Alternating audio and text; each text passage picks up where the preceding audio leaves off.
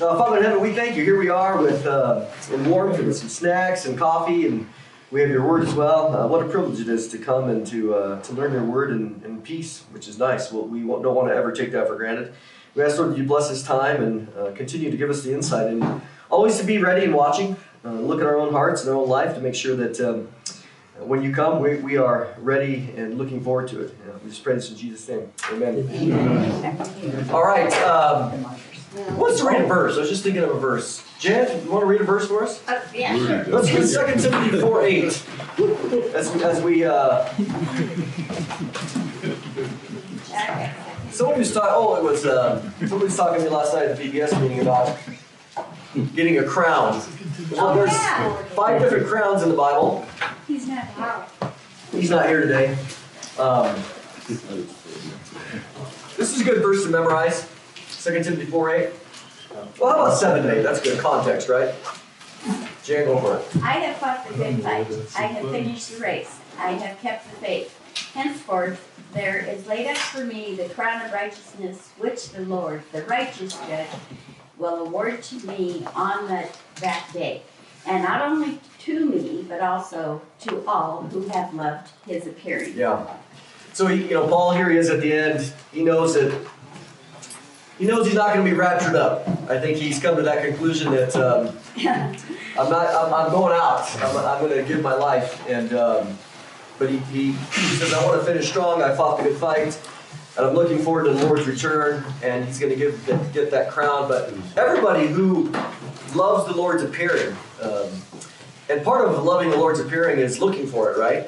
I mean, in that sense, you got to keep your mind on it. So as we come to today, what we've been doing is looking at this Olivet Discourse. That's the last major sermon that Jesus gave from the Mount of Olives. On the top there, you can see that kind of the 3 questions that were asked.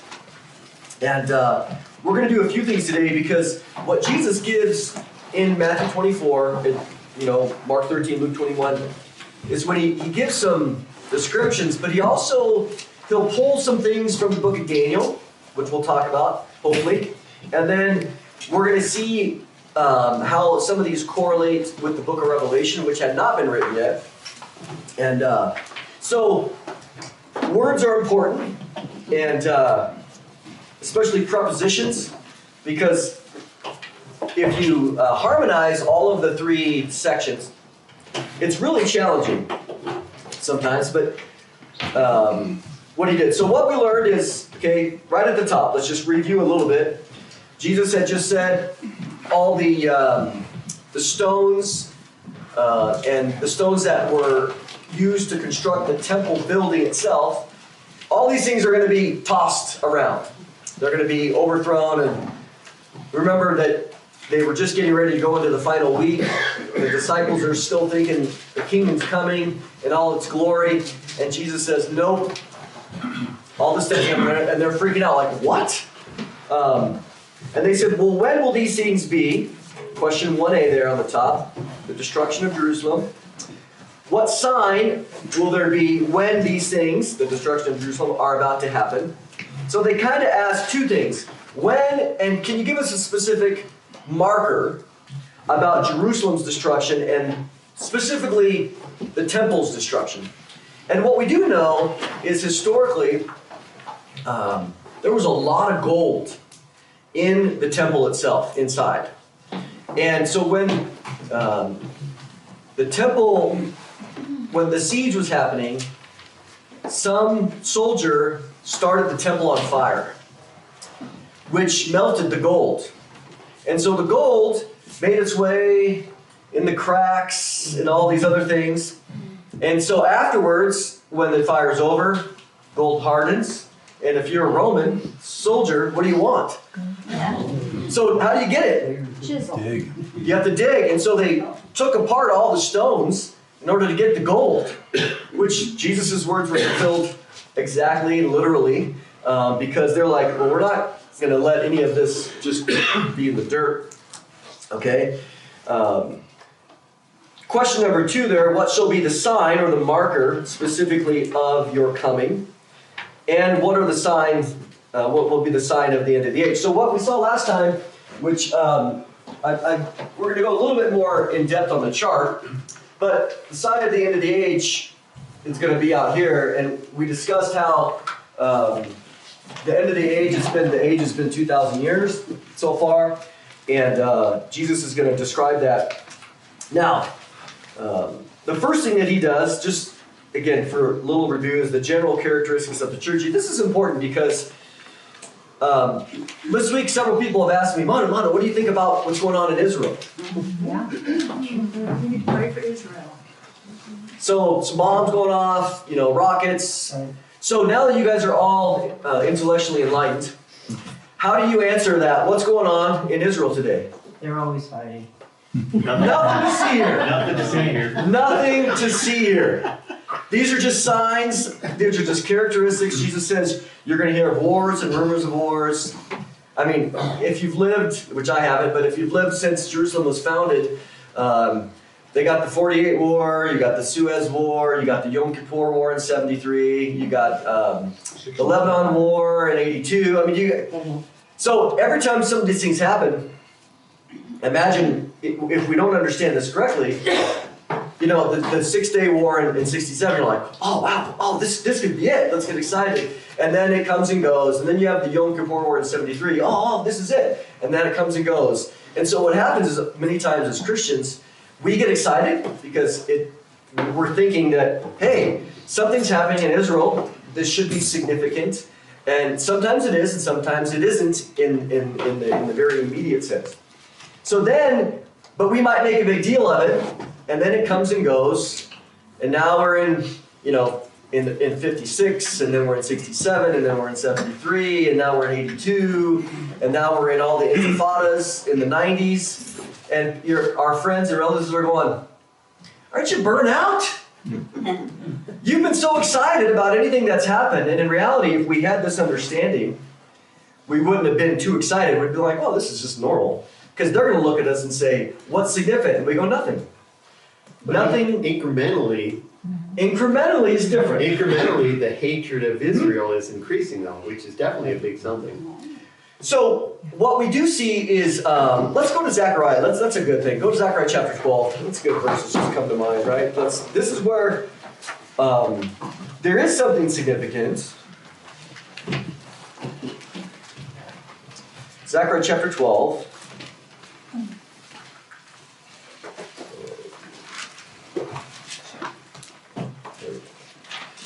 So, it says in verse 1, the oracle of the word of the Lord concerning Israel. Thus declares the Lord, who stretched out the heavens and founded the earth and formed the spirit of man within him. Behold, I am about to make Jerusalem a cup of staggering to all the surrounding peoples. The siege of Jerusalem will also be against Judah. On that day, I will make Jerusalem a heavy stone for all of the peoples, or all the nations. All who lift it will surely hurt themselves, and all the nations of the earth will gather against it. And so what you do see is this, and then on that day, declares the Lord, he goes on and talks about this war. There's a war coming. And the war is here. This is like Armageddon, okay? Armageddon is unfortunately misunderstood because most of the traditional scholarship will say that Armageddon comes from a Hebrew word, Har Megiddo, which means mountain of Megiddo. Okay, it's not true. I think if you look at the etymology of the words and the linguistics of it, there is no mountain in Megiddo at all. So it comes from a different place where in reality it's speaking about what we know as the Valley of Jehoshaphat, which in Jerusalem, if the Temple Mount is here, the Mount of Olives is here, what valley goes through here?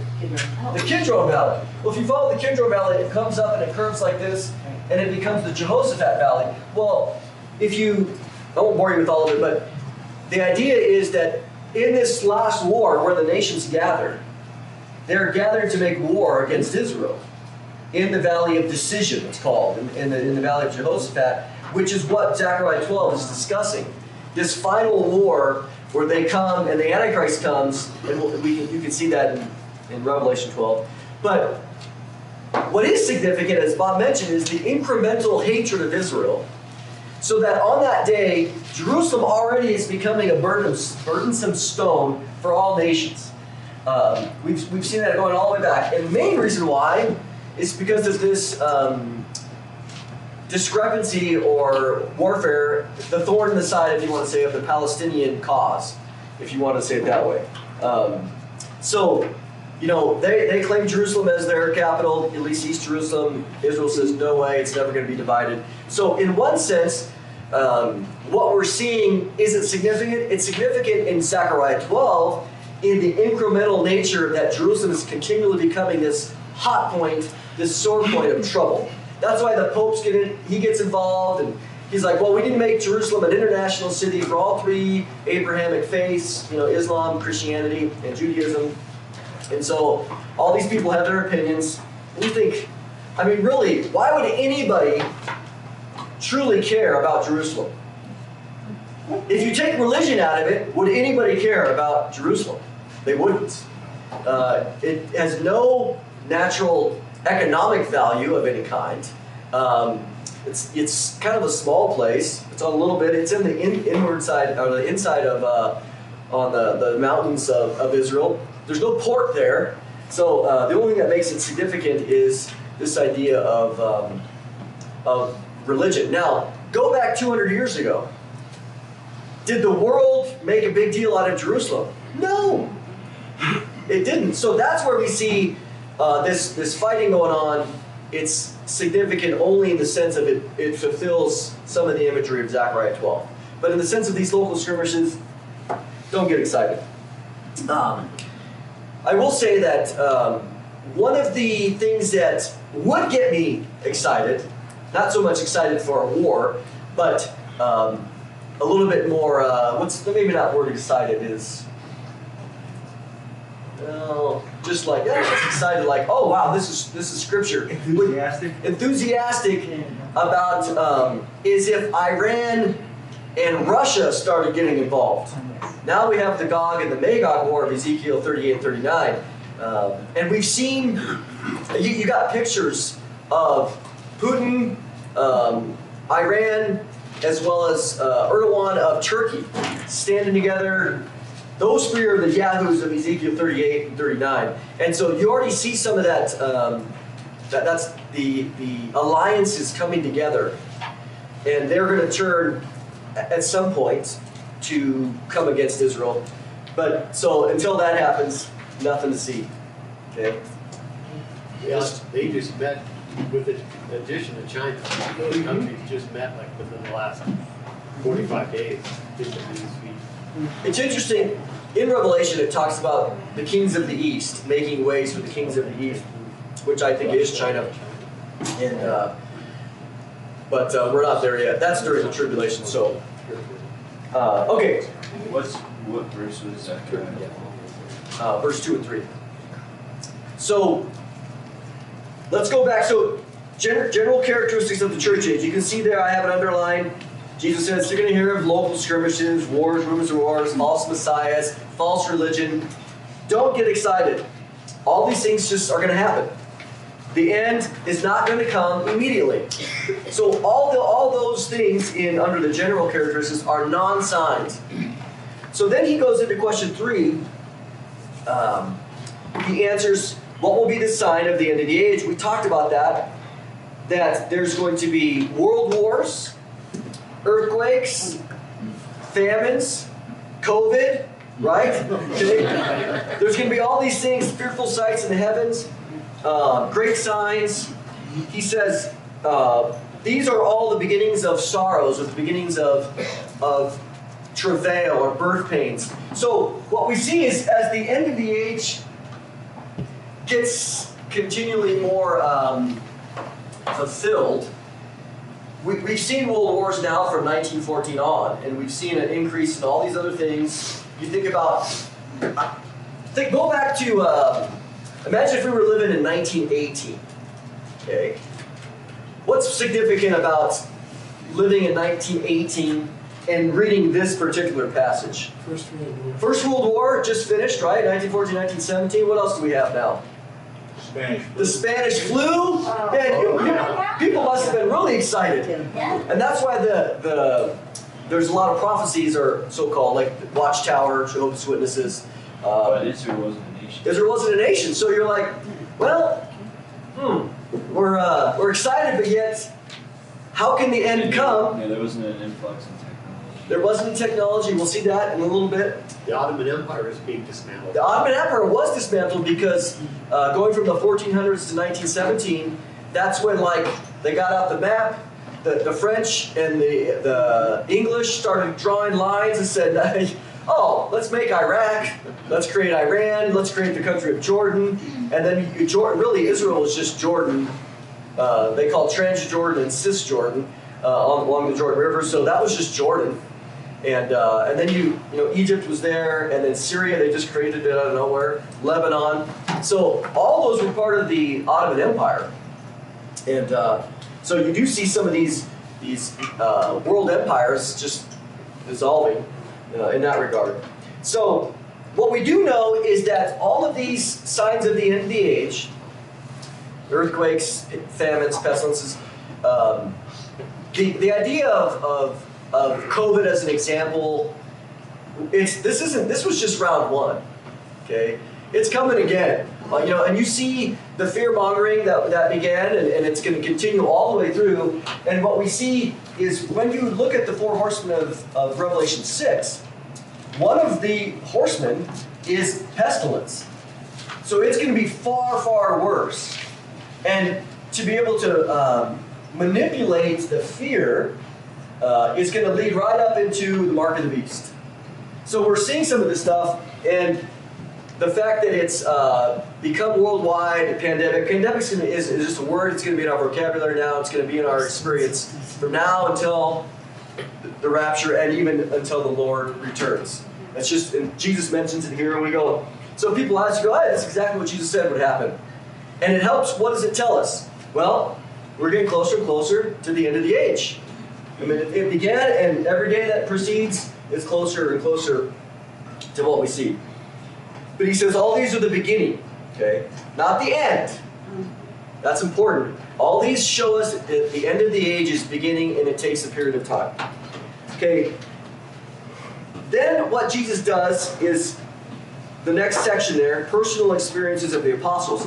This is important because if you take all of these, again, the harmony of these 3 chapters or 4 chapters, there's a lot of similarities, but we're looking for key words to say, well, what is the timing of this versus the timing of this? But I have there underlined, but before all these things, what things? Before all of the end of the age signs, something's going to happen. So he says, okay, I've talked to you about the end of the age, but before all those, let me tell you what's going to happen to you guys, you 12, or really in this sense, the disciples of Jesus' immediate vicinity. You could say all of them minus Judas plus the other disciples. He says, before all these things, that's a key word. They will lay their hands on you and persecute you, delivering you up to the synagogues. That's important too. So underline synagogues. What does synagogues tell us? Church. Temples. Well, it's all of them Jewish, like synagogues are different towns. Yes. Well, what's the ethnic importance of a synagogue? Jewish. This is telling us this has a Jewish context. Later, we're going to see there's no mention necessarily of the synagogues. You'll see it in the events of the first half of the tribulation. He doesn't mention synagogues there. That one is in reference to all nations. He doesn't mention all nations here. Again, words are very important in understanding what Jesus is saying and its limited context. So he says who he's talking to. Because remember, it's really, really hard in the Bible. When Jesus says, I tell you the truth, you must be born again. Who's he talking to? Nicodemus. I guess is Nicodemus the only one that ever needs to be born again? See how we do that? We go, well, hey, contextually, he's only talking to Nicodemus, but we go, yes, but contextually, with the rest of the Bible, we understand that the you there is broader than just the you he's talking to. So we're not being inconsistent because we have to understand who is the you. Many times it's plural, sometimes it's singular. Is there other indicators that he's talking to a broader audience or a specific audience? So we just have to understand language, hermeneutical methodology. Let's use the South, y'all. Y'all. So here he's talking, before all these things, they will lay their hands on you. And I think he's talking to the disciples specifically because he says, before all these signs, let's talk about you. Where later he says, if you just go down 2 sections really quick, what's the first word of the events of the first half of tribulation? Then. Then is after these signs, there's going to be something happening in this period. That's the then, this is before. Okay, so we'll get there, but I just want to show you the importance of these time markers. Okay, but before, they're going to lay their hands and persecute you, delivering you up to synagogues and prisons. Definitely in Jewish context. You will be brought before kings and rulers for my name's sake. Did that happen? Yes. Who? Give me an example. Paul, for sure. But Paul's not standing there listening to this. King Agrippa. Peter and John. Yeah, so I'm saying that he's talking to that. We don't want to just limit it to the 12. He's talking to that generation, that group that will include all of the early disciples about being brought to synagogues, which would include Paul later. Paul gets saved probably about, I don't know, maybe 5 to 10 years later. Maybe not 10. That would be too. Anyways, 5 to 10 roughly. And so it includes these things. King Agrippa, there's no doubt. King Herod, Herod Agrippa in Acts chapter 12, who killed James. And then also, which is John's brother, James, who heard this. I mean, James fulfilled this. James is one of the ones hearing this on the Mount of Olives. Peter, James, John, and Andrew. He says, hey, you're brought before kings and rulers for my name's sake, but it will turn out for you as an occasion for a testimony. Therefore, settle it in your hearts, not to meditate beforehand on what you will answer. For I will give you a mouth and wisdom which all your adversaries will not be able to contradict or resist. What does that immediately remind you of? Early book of Acts. Remember Acts chapter 7, Stephen? Yeah. It says they couldn't resist the words. His words were like an angel. And so he gives this whole history of Israel in Acts chapter 7 from the beginning all the way through, and he reminds them of their stiff-neckedness. You were stiff-necked here, you were stiff-necked here. It's no surprise that you're stiff-necked now. They get mad, they stone him, and they kill him. And so here, we don't know where Stephen was at as it relates to one of the disciples, or we have the apostles, but some of the disciples, because we know Jesus dies, he's resurrected, he ascends, and in Acts chapter 2, how many are there in the upper room? Don't know. 120. 120, that's right. That's a lot of people. So was Stephen one of them? Probably. So, and remember, Jesus just had said this 50 days ago, right? Because Pentecost is 50 days after, Passover. So Jesus gets, he ascends, 3rd day later, or resurrects, and then he's there for 40 days, and then he leaves. So this is all fresh. And then we see in Acts chapter 7, Stephen, again, could be, it's hard the timing, but maybe a couple years later it gets killed. Acts chapter 4, too, about the sovereignty of God. How God planned, their testimony from Peter. Oh, how yeah. He planned everything. That's brilliant. Yep. That's brilliant. Good timing, good answer. Yep. Pray for boldness, Lord. What you predestined, your hand has predestined to happen, to kill Jesus. And then in Acts chapter 5, remember we said, be careful if you pray for boldness, because the next week you might get beat up. And that's what happened, and they counted themselves worthy. Or if you pray for patience. Pray for patience. Be careful about that. Yeah. Don't ask God for a blank check. He might move you out of the greatest place on earth. Stuff like that. Yeah. So he says, you will be betrayed even by parents and brothers, relatives and friends, and they will put some of you to death, and you will be hated by all for my name's sake. But not a hair of your head shall be lost. By your endurance possesses your souls. Now, so here, it's interesting that on the bottom one, on 2 down, events of the first half, he brings up persecution again in a different context. But you can see there in the first line, you will be hated by what? All nations. Notice he doesn't say up here, he said you'll just be hated by all. Nations is left out of this first one, but nations appears twice in the Matthew 24 sections after the beginning of birth pains. So what you see there is the personal experiences of the apostles. So we have 2 things here.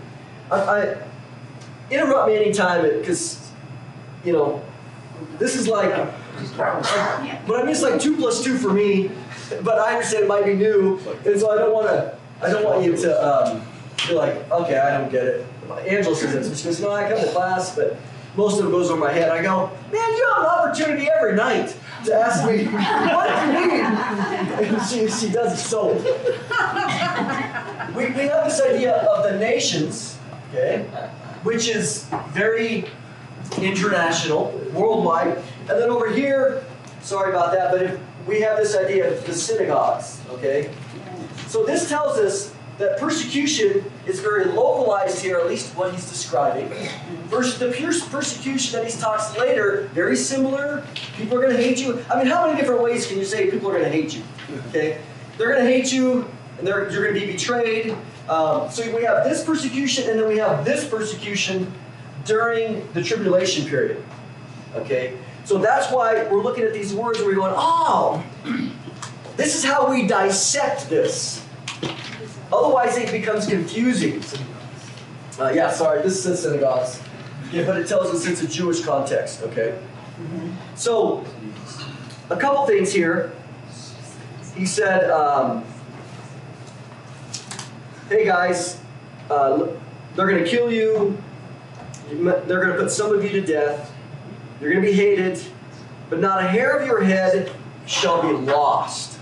Now, this is kind of a parallel passage, not in the sense of timing, but what you do see in the Gospels is Jesus said a lot of things over and over, right? He didn't just say it once. He would say things over and over. He had certain principles, he had certain teachings that were said here, and later he'd give more information. Well, this same verbiage, same teaching appears in Matthew chapter 10. Let's go there for a second. So this was said earlier, but he brings up these general principles of what it means to be a Christian. Let's see. Matthew chapter 10, we'll go to the end. We'll start in verse 16. He's getting ready here. He's talking to them about, if you look at the first part, verse 5, he sends the 12 out. Hey guys, I'm giving you power over unclean spirits. I'm giving you powers to heal the sick, raise the dead. He's training these 12 to go out and preach the gospel. And he sends them out on their own, 2 by 2.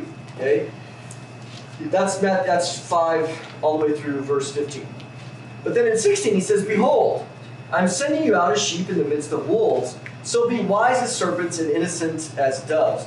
Beware of men, for they will deliver you over to courts and flog you in their synagogues. And you will be dragged before governors and kings for my sake, to bear witness before them and also the Gentiles. When they deliver you over, do not be anxious how you are to speak or what you are to say, for what you are to say will be given to you in that hour. For it's not you who speak, but the Spirit of your Father speaking through you. Brother will deliver brother over to death, and the father his child, and the children will rise up against their parents and have them put to death. And you will be hated by all for my name's sake. But the one who endures to the end. So he says here, remember, similar context. Now, here he's sending him out. In Luke chapter 10, you see him sending out the 70. And then you see them coming back and they're all excited. But this idea of persecution and being brought before kings did not happen in Jesus' 3.5 years. He's telling them, I'm sending you out now. And later you're going to be persecuted, and they're probably going, huh? Because they had no concept that Jesus was going to be killed, and you have this, as he says up here, the kingdom will not come immediately. But he's giving them these hints that later they remembered, oh, Jesus did say that in the same way that we're going out preaching the gospel, raising the sick in his ministry, in like I would say maybe the 2/3 part of his ministry, they weren't received, just like Jesus wasn't received as well. So they got a little bit of the taste of this resistance. It wasn't until later that they were killed and that they were flogged. There's no evidence anywhere in Jesus' 3.5 years when he sent them out did they get flogged. None. So clearly this is a interpretation of a hint of what's going to happen later during that period of, let's say, Jesus' resurrection from 32 AD to 70 AD. That generation, that time. So he goes on later, don't fear God. He says, fear God, don't fear man. But he says that same phrase, but not a hair of your head shall be lost. And he says there in that 10, let's go down to 28. He says, verse 29, are not 2 sparrows sold for a penny? And not one of them will fall to the ground apart from your Father. What in the world is he talking about? Why does he ask the question, are not 2 sparrows sold for a penny? Is that the price at the temple for? Yeah. So Just relative value. Meaning what? Sparrows are dime a dozen. Dime a dozen. So We have that phrase. Sparrows are dime a dozen, which means what? Cheap. Cheap. No, worthless, really, in what sense? Very, very, very, very little value.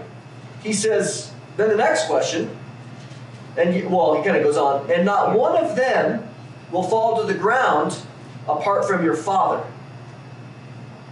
What is that teaching us here? Super powerful verse. sovereign, he knows it. He knows everything. Not just knows.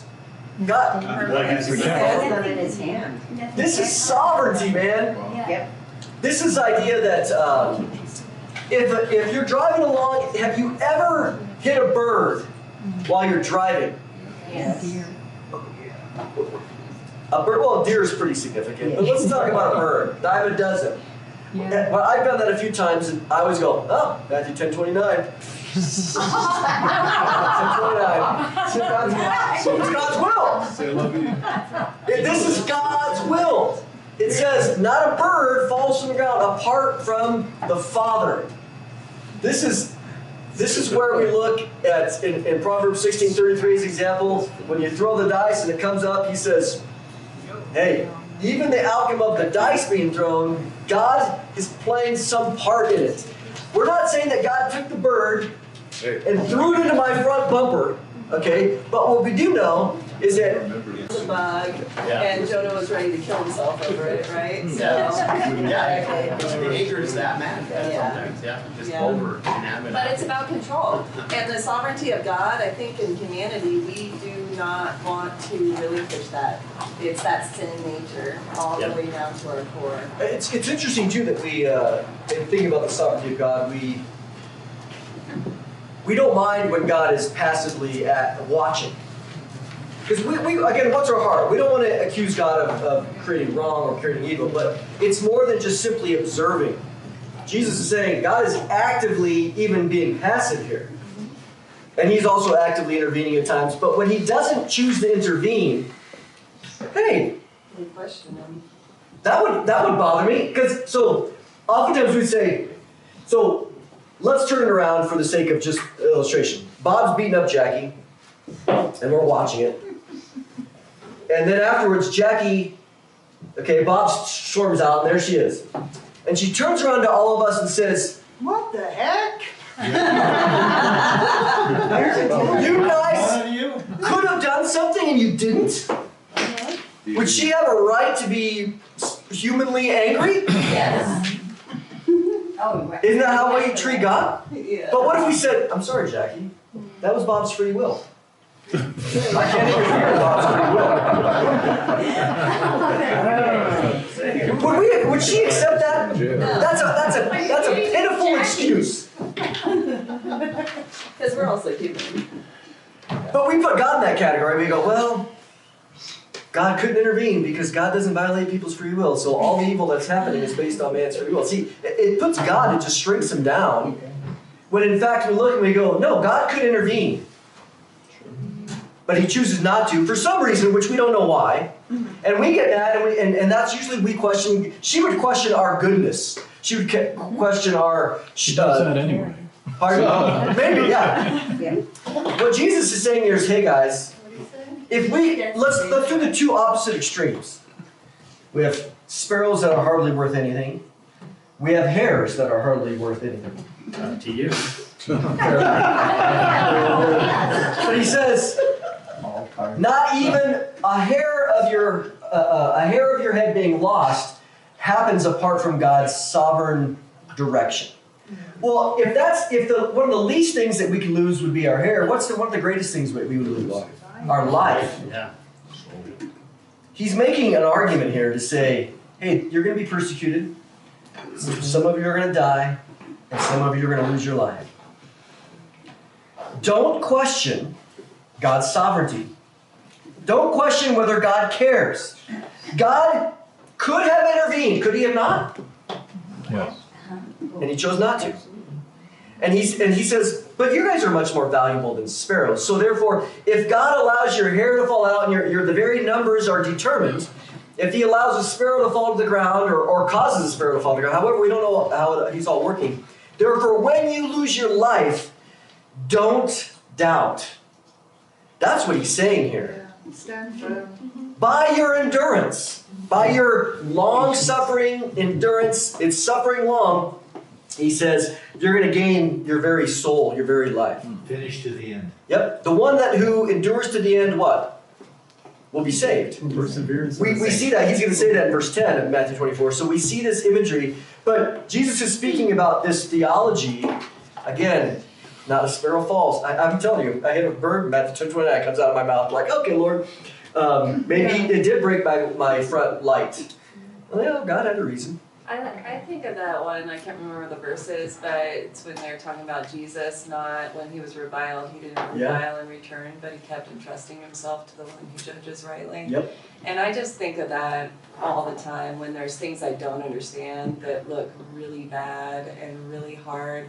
I can keep on continually entrusting myself and everybody else to the one who makes those righteous choices. But I love that verse because that's the one that comes to mind when things don't make sense to me. Yep. You And know? also, don't shrink back. Yeah, don't shrink back, Hebrews, right? back. God doesn't Do sleep. any of this. He never has his eyes off of us. And so when, for the disciples, especially here, their personal experience, he's giving them, you're going to be hated by all, you're going to be betrayed by your parents, relatives, friends, they're going to put you to death. Now the hair of your head shall be lost. And you go, let's unpack that one for a minute. Not a hair of your head shall be lost. This is a little bit different phrasing. And we would say, what do you mean, not a hair of my head shall be lost? I lost my life. But it's not lost. But is it lost? No.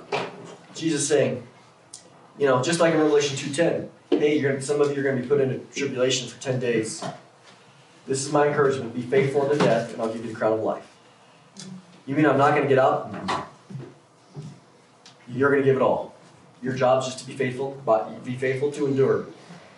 And now, when we think about that, all we need to say is, well, man, I can't even conceive of that today. And Jesus says, don't worry about it today. The grace will be there the day when you get put into the lion's den, or you get put in the Roman arena, or whatever. The grace will be sufficient for you then. Don't worry about it now. Today has enough trouble.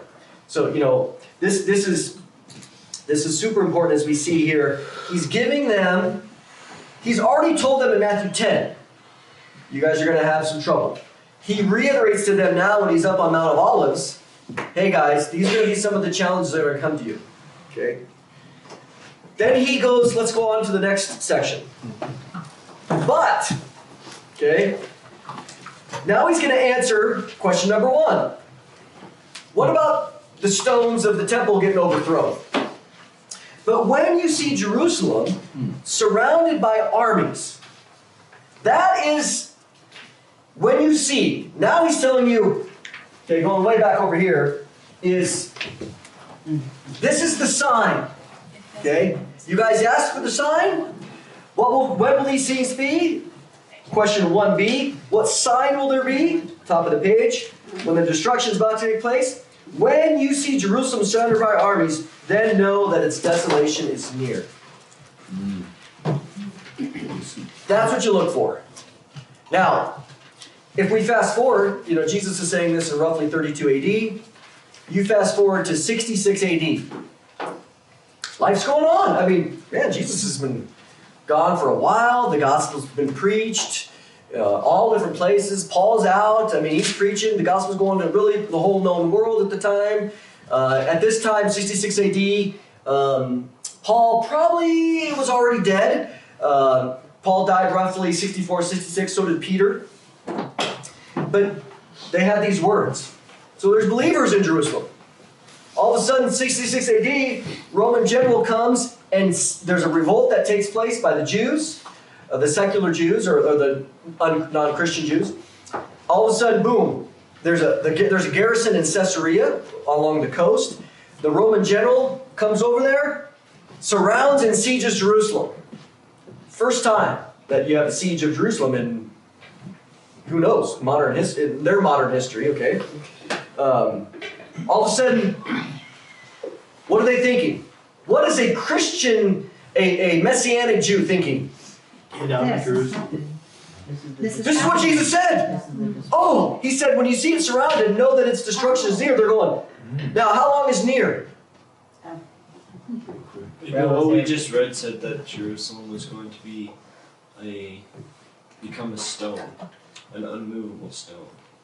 He's speaking figuratively there in Zechariah 12 about a burdensome stone that people try to live. This is what's coming, right? Zechariah 12 is a different context. He's speaking about the end. So this isn't about that. This isn't Zechariah. This is about the end of Jerusalem, not the end of time. Because Zechariah 12 is about really this period here. Because he says on that day there's going to be war. He's talking about a different war. And we know that because of the context going into chapter 13 and 14 of Zechariah. This is about AD 70 then. This is about AD 70. So, but 66 to AD 70 is 4 years. So what happens is, Bob said it right, we're trapped. Jesus said Jerusalem's going to be destroyed, but we're trapped. Well, God's very gracious. What happened was, revolt happens, army surrounded, the general realizes, I don't have enough supply lines to keep this siege going. So he lifts the siege. And he heads back to Caesarea. Well, on his way back, he gets killed.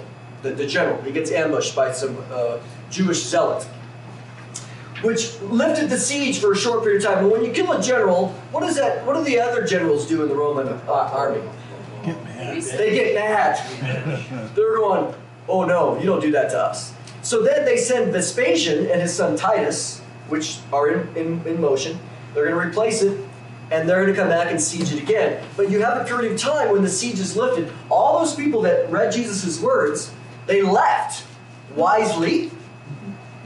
They were trapped, they left, they went over across the Jordan River into what we call modern-day Jordan, to a city called Pella, which is a Greek city, and they established a messianic presence there. We have that historically.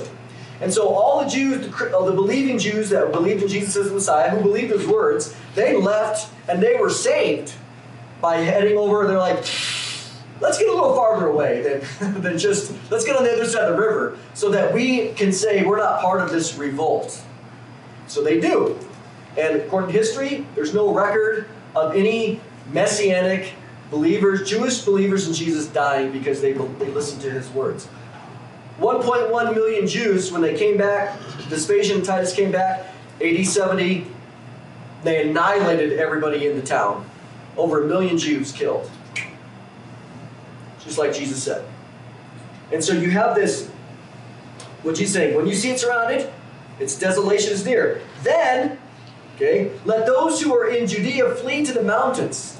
Let those who are in the midst of her depart, and let not those who are in the country enter her. So we're still talking about Jerusalem. If you see this, you need to get out of town. Well, we can't because we're trapped. They're praying. Oh, the siege is lifted. God answered the prayer. And they leave. They follow his words. He says, for these are the days of vengeance, and all things which are written may be filled about this. But woe to those who are pregnant and to those who are nursing babies in those days, for there will be great distress in the land and wrath upon this people. The distress is not upon the world. Okay? This is in the land. This is specifically in reference to Jerusalem and Judea. We just have the context.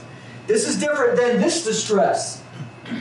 In Revelation 3:10, Jesus says to that church, because you have kept my commands to persevere and to endure, I'm going to keep you from the hour of trial that will come upon the whole earth to test those who dwell on the earth.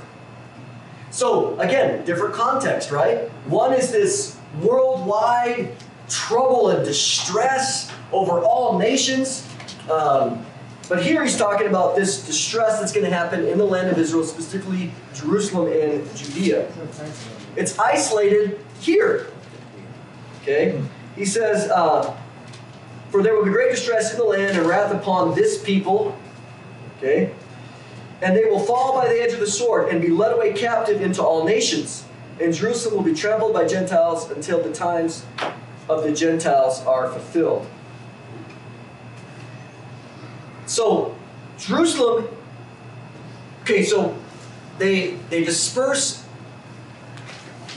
the Jews in the land of, or in the city of Jerusalem.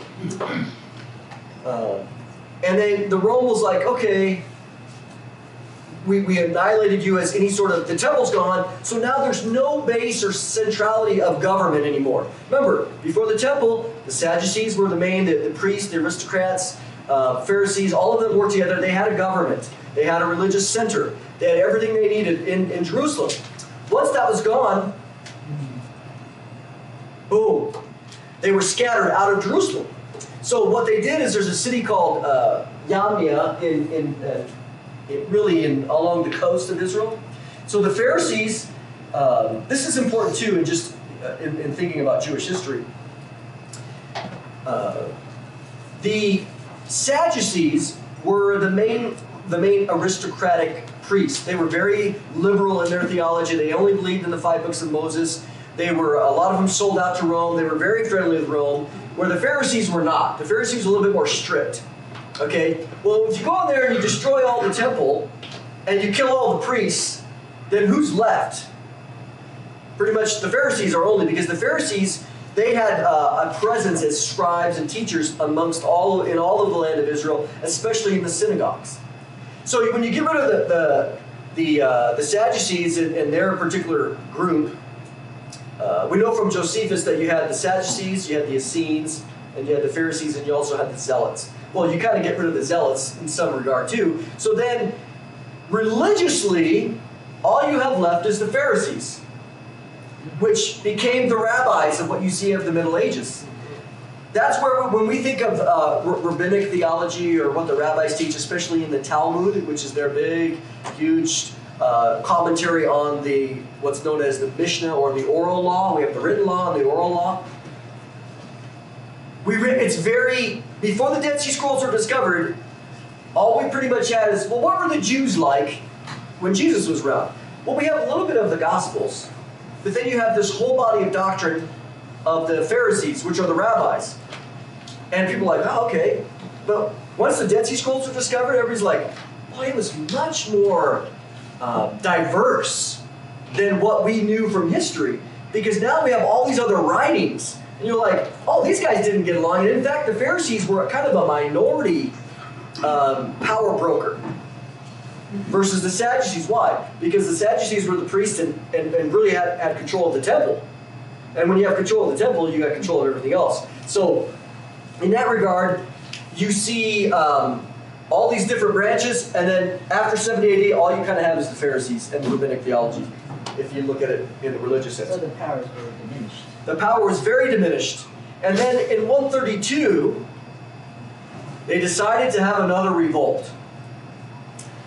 The Barcaka Revolt. A guy by the name of Rabbi Akiva declares Simon Barcaka, which means Simon, son of the star. What does that remind you of? Well, Numbers 24, a star shall come out of Jacob, and referring to Jesus. It's a messianic prophecy, so they called him Simon the Star Man. He's the Messiah. So they go, they revolt, they make coins, and Rome said, and it lasted 3 years. That's a long time. Yeah. Rome comes down and says, enough's enough, wipes out all of the Jews. If a Jew even steps foot in Jerusalem, death. And then they built a temple on the mounts, the Temple Mount, there to Jupiter. They renamed the town. It's not called Jerusalem anymore. It's called Aelia Capitolina. And they eliminated all Jewish presence. And like Jesus says, they were led captive into all nations. Not only in 70 AD, but by 135. And he says, they eliminated them as a nation until 1948. Yeah. So you got this whole historical period. Jesus was correct. Jerusalem will be trampled by Gentiles until the times of the Gentiles fulfilled. When you look at times of the Gentiles, that began in 70 AD, and it's primarily a reference to Jerusalem. Even to this day, as we saw in the last week, who controls Jerusalem? Gentiles. The Gentiles still do, especially the Temple Mount. The Jordanian, it's hard to say in English, but it's the Waqif. Those are the letters, the consonants. They control the Temple Mount, even though Israel, they could go in there and just wipe them all out, destroy the Dome of the Rock. They haven't done that, but it's still controlled and trampled by the Gentiles. The Al Askamas, the Dome of the Rock, those are all Gentiles. So when you see that, Jesus is saying, that's going to happen until the time of the Gentiles is ended, which is going to be at the second coming. When Jesus comes in, cleans it all up, creates a new temple, the Ezekiel 40 through 48 temple, and redoes all that. So they're still living in the times of the Gentiles. This is different theologically than Romans 11, where Paul is describing the fullness of the Gentiles. Two different theologies there. The fullness of the Gentiles is Gentiles coming in and being part of the church, salvation.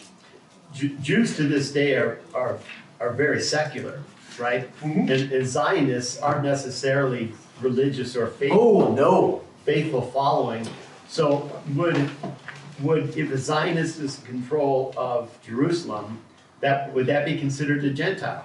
You know, I mean, if the political movers and shakers of the Israelis is in control, would that be a Gentile presence still, or would you? I think that until the Dome of the Rock and the Al-Aqsa Mosque is removed from God's holy site, you're going to have Gentile trampling there.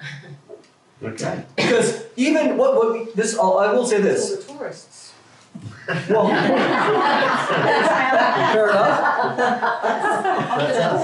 Historically, when Theodore Herzl, back in the 1890s, he was a secular Jew. He's the one that really created Zionism. And he didn't care. He said, go to, not Mongolia, but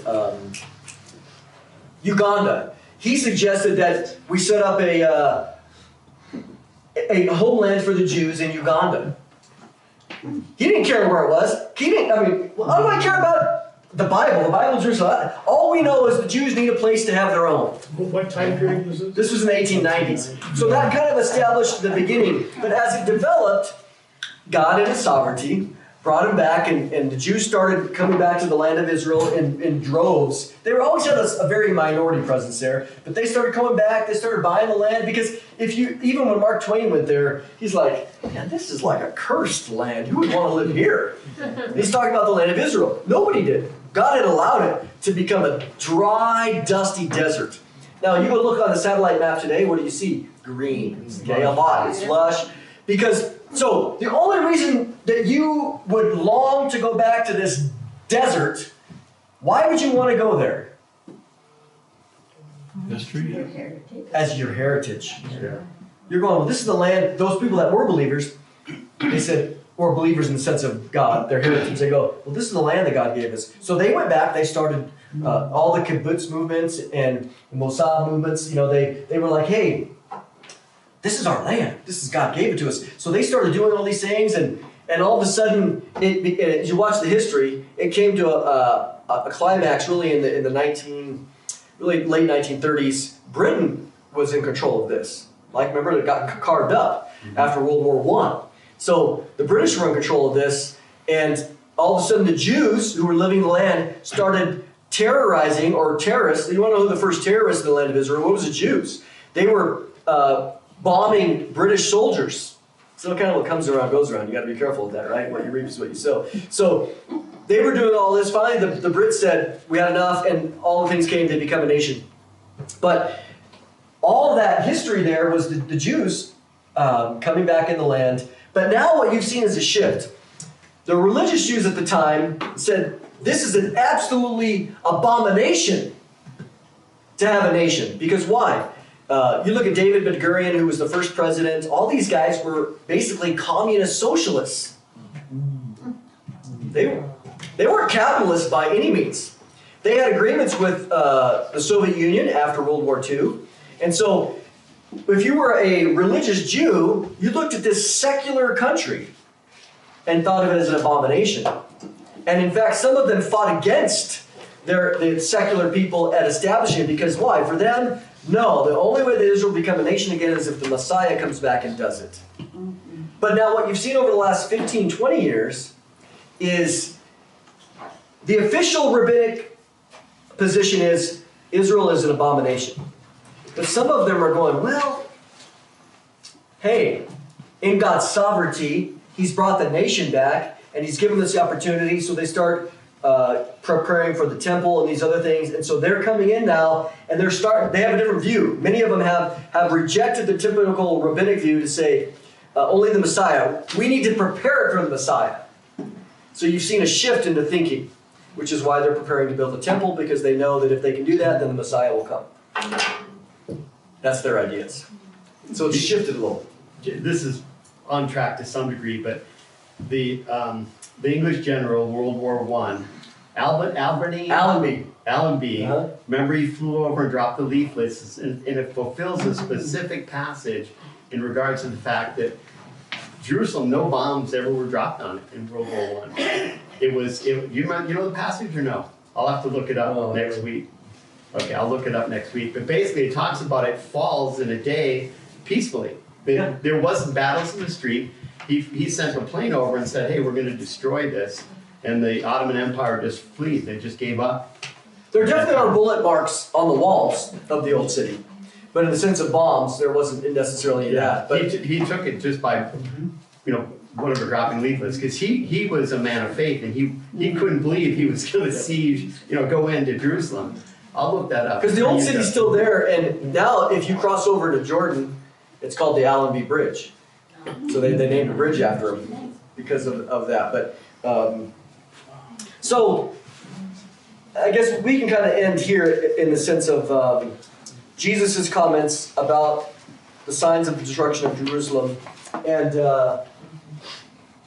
let's try to think of a couple of things I wanted to do here. So let's any comments, questions? If we get into the next one, it really is going to be challenging to get into the next section. Yeah, the events of the first half of the tribulation, because I guess we'll say it this way. The first word there in the next section is then. Right. Then is after the events of the 70 AD, as well as the events of the sign of the end of the age. Because if we were to read, go up to question number 3. If you see there, it says, see where it says Matthew 24, 7 and 8? Yeah. See that on the bottom of question 3 answered that section? If we were to go, that's 7 and 8. The events of the first half are verses 9 through 14.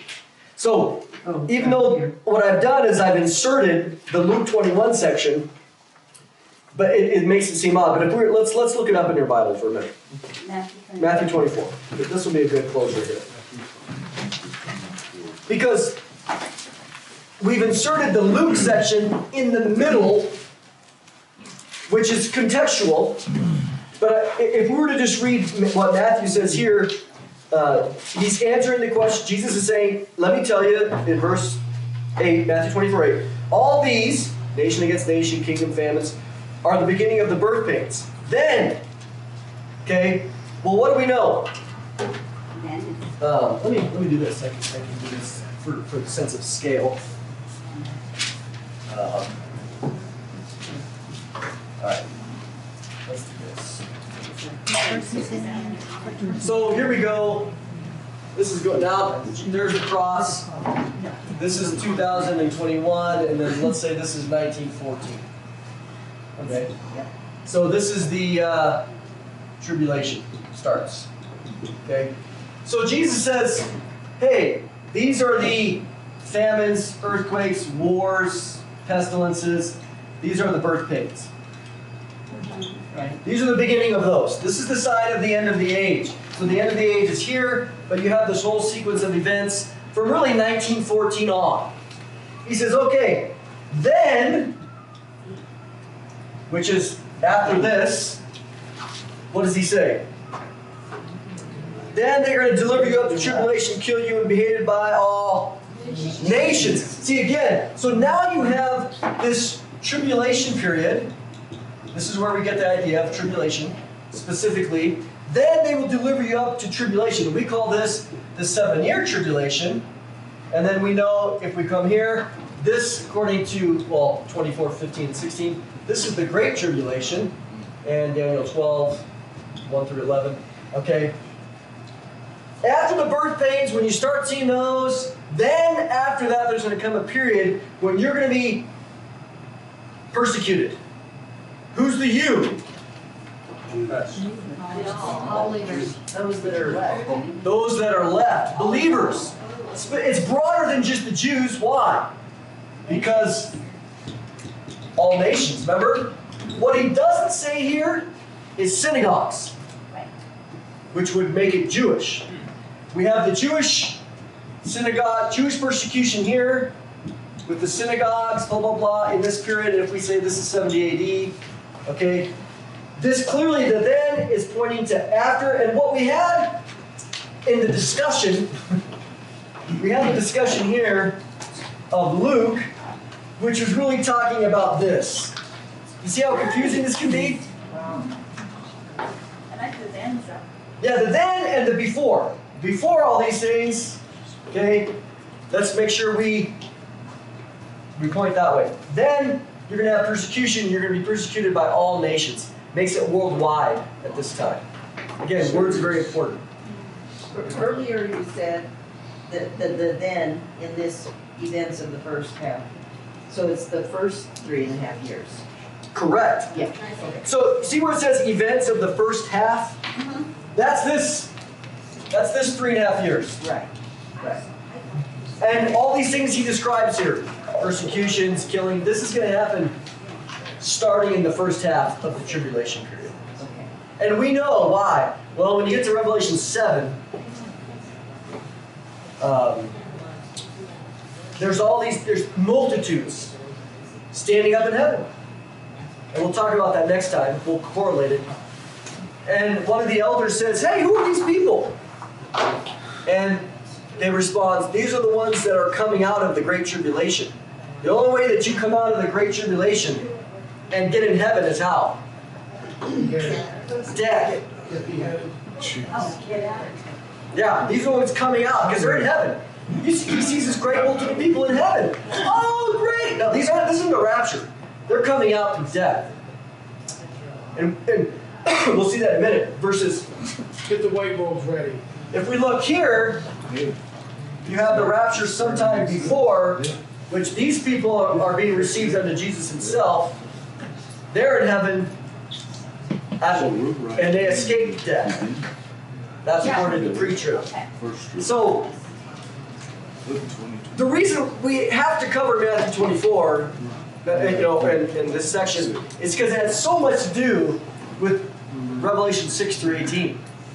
So, and we'll get into a little bit of Daniel 9 next week and Daniel 12. Okay, so, just quick. So, believers go in the rapture. Then more believers start after the 3.5 years. Yeah, so let's answer that really quick. We got 1 minute here. Okay. Okay? But they're different believers than the rapture. So, the rapture happens here. At that moment, we don't know how long it is between the start of the tribulation. We don't know. 1 day, 1 hour, 1 year, 5 years? I don't know. I tend to think it would be relatively close because God doesn't leave the world without a witness. That's just God's nature. Okay. Let's say it happens 1 hour before the tribulation begins. Okay. For 1 hour, no believers on earth. Not a single true believer, follower of Jesus Christ. Because all of them are taken. All the Peter's raised from the dead, the resurrection happens. Jesus comes back, receives us unto himself. That's 1 Thessalonians chapter 4. We get up. Jesus says, where I am, I want you to be with me. I want you to see me in my glory. Woo, we get a tour of heaven. Okay? Just like who are dead, they're left there now. Doesn't the central text of Judaism written by Rabbi Judah back in 200 CE kind of lay everything out by year when it was supposed to happen? Well, we're talking about we're talking about someone who is not a follower of Jesus. And so, so they're not true prophets or true believers. And so whatever they've set up has not come to be. Because remember, they're not waiting for Jesus. They have their ideas of what the Messiah should be. And they have some interesting things based on the Old Testament. We're not opposed to that. But they talk about wars and rumors of wars and nation against nation. So for them, if you went to a rabbinic Jew today, they'd say, oh yeah, we're totally in the Messianic age, in the sense of the arrival of the Messiah. Why? Well, because you have world war. You have nation against nation, kingdom against kingdom. These are the footsteps of the Messiah. For them, it's the first coming. We go, yeah, you're right, but it's his second return, or it's the second time he's coming around. So that's how I would answer that. So, okay, so we got that little bit of time. we got this little bit of time. About an hour. Okay, what happens after this? God immediately, according to Revelation 7, saves 144,000 Jews. We'll get there. Revelation 7, 12,000 from each tribe. Okay. And then immediately what you have in that vision of Revelation 7 is these Jews that are saved, they're out evangelizing, and now you have this big group of people that are saved. So a whole bunch of people get saved starting immediately after the 144. Will there be Gentiles too, or is all? Oh yeah, no, all Gentiles, from every tribe, tongue, nation, people. That's the image that you see in Revelation 7. So there's going to be a lot. These are called the tribulation saints. The only way some of them will survive, but not very many. Most will die, and they're in heaven, and they're given the robe. Just to connect the dot in regards to the woke movement, they look at that at Revelation 7 about every nation, every tongue, and so on and so forth. And there's a motivation for the modern church in many different parts of Western culture that we have to have that imagery right now. Oh yeah, That's where this woke movement is like. They're very passionate about trying to have every church be multicultural because they feel that they think they have to fulfill that. But if it's after the rapture, it's the tribulation church. The tribulation, yeah. That would become instantly multicultural because everybody will see quite clearly that what was said was true. So they're going to have a lot better chance to be multicultural than us, since we're in a fairly white community right here. So what do? I would even go a step further to say that Revelation 7 has nothing to do with what is happening on earth in the sense of a multicultural church. I understand what you're saying. I'm not disagreeing with you. Just that what you see is a vision of these people in heaven. So naturally, on earth, they could still have the Korean church and the Chinese church. They could still be separate. But when they die, they all come together. Everybody's in one group up here. It's a heavenly thing. Right.